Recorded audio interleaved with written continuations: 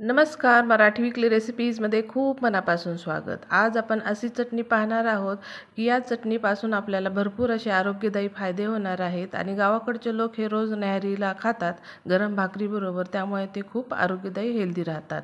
आता ही चटणी कशी बनवायची ते पाहूयात. आता इथं मी लोखंडी कढई घेतलेली आहे. लोखंडाच्या वस्तूमध्ये किंवा कशात पदार्थ बनवला तर त्याच्यापासून आपल्याला भरपूर असं आयर्न मिळतं.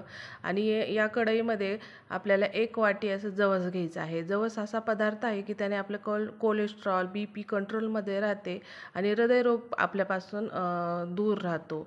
असं हे जवस आहे. जवस रोज 1 चमचा खाण्याने खूप सारा फायदा होतो. फक्त उन्हाळ्यामध्ये थोड्याशा प्रमाणात खायचं, कारण जवस हे उष्ण असतं आणि हिवाळा पावसाळ्यामध्ये तुम्ही कितीही खाल्लं तरी छानच आहे. त्याच्यापासून थोडीशी गरमीही आपल्याला मिळून जाते. जवस छान खरपूस होईपर्यंत भाजायचे.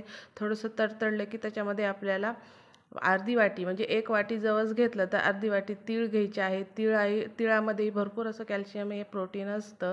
तिळानेही भरपूर असे फायदे होतात आपल्या शरीराला. तेलवर्णी या सगळ्या बिया आहेत, त्यामुळे आपल्या शरीराला एक प्रकारचं ऑइलिंग, नॅचरली ऑइल असं मिळून जातं. वरचं तेल खायची गरज पडत नाही.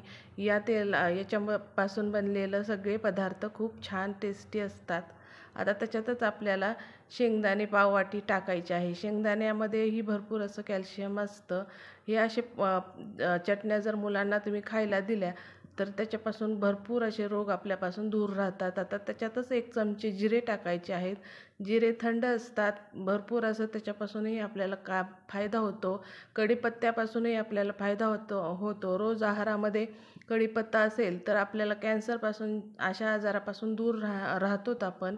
रोज आहारामध्ये कढीपत्ता खाल्ला पाहिजे. आता इथं मी थोडासा वाळवून घेतलेला आहे, कारण आपल्याला चटणी बनवायची आहे आणि थोड्याशा मिरच्या त्याच्यातच आपण भाजून घेतलेल्या आहेत. जास्त भाजायचं नाही, फक्त त्याला कुरकुरीतपणा येईल इतपतच भाजायचं आहे. आता इथं आपण उकळाचा वापर करणार आहोत. तुम्ही छोट्या उकळामध्ये कुटा, नाहीतर मोठ्या उकळामध्ये कुटा. उकळात केलेली चटणी एकतर टेस्टी खमंग होते आणि उकळामध्ये असे पदार्थ कुटले तर याच्यापासूनही आपल्या आरोग्याला खनिज असं मिळून जातं. दगडामध्ये खनिज असतं, लोह असतं, त्याचाही फायदा आपल्याला भरपूर होतो. पदार्थ करता अशा जुन्या वस्तूंचा वापर केला तर त्याचा आपल्याला फायदा होतो, जसं दगडी वस्तू, मातीच्या वस्तू, लोखंडी वस्तू. मिक्सरपेक्षा अशा उकळामध्ये जर तुम्ही चटण्या करून खाल्ल्या तर त्याचा भरपूर फायदा होतो. मिक्सरच्या चटणीला चव लागत नाही आणि अशी कुटून खाल्लेली चटणी खूप टेस्टी खमंग लागते. गावाकडचे लोक असेच कुटून खातात, त्यामुळे त्यांना त्यांचे पदार्थ चवदार, चविष्ट, खमंग होतात. आता ही मोठ्या उकळामध्ये कुटायचं आहे आपल्याला ही चटणी. आता हे सगळे भाजलेले पदार्थ थंड होऊ द्यायचे. कुरकुरीत झालं की अशा उकळामध्ये छान बारीक कुटून घ्यायचे आहेत आणि बारीक कुटले जातात. मिरच्याही थोड्याशा आपण गरम केल्यामुळे त्याही लगेच कुटल्या जातात, पण थोडं थोडं प्रमाणात हे करायचं आहे. अर्धा घेऊन कुटायचं आहे आणि जसं आपल्याला कुटता येईल, म्हणजे असं तुम्ही थोडंसं कुटून घेऊ शकता किंवा जसं आपण पाट्यावर वाटतो त्या पद्धतीनेही अशी ही वाटून घ्यायची.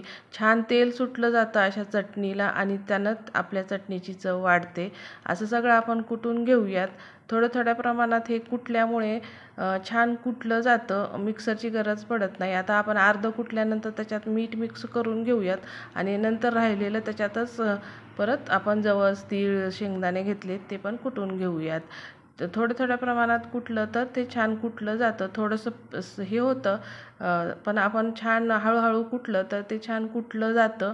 अशा पद्धतीनं सगळी चटणी आपल्याला कुटून घ्यायची आहे. आता त्याच्यातच आपल्याला लसूण टाकून घ्यायचं आहे. लसूण असा वापरायचा गावरान, म्हणजे कसं कोणत्याही चटणीमध्ये गावरान लसूण म्हणजे कसा ओळखायचा, तो बारीक असतो आणि जो आपला मोठा असतो, सरकारी म्हणतात त्याला, तो मोठा असतो आणि त्याला चव नसते. गावरानी लसणाला खूप चव असते आणि तो भरपूर असा लसूण कोणत्याही चटणीला टाकला ना, चटणीची टेस्ट खूप वाढते. सगळं कुटल्यानंतर शेवटी लसूण टाकून कुटून घ्यायचं आहे, कारण लसूण अगोदरच टाकला तर चटणी छान कुटणार नाही आणि शेवटी टाकलं तर छान कुटून त्याच्यामध्ये मिक्स होते आणि चटणीला छान ओलसरपणा येतो. तयार आहे अशी आपली गावरानी जवसाची, तीळ टाकून, शेंगदाणे टाकून तयार केलेली चटणी. आणि छान एका हवाबंद डब्यामध्ये किंवा भरणीत भरून ठेवायची. व्हिडिओ आवडला तर लाईक, शेअर, सबस्क्राईब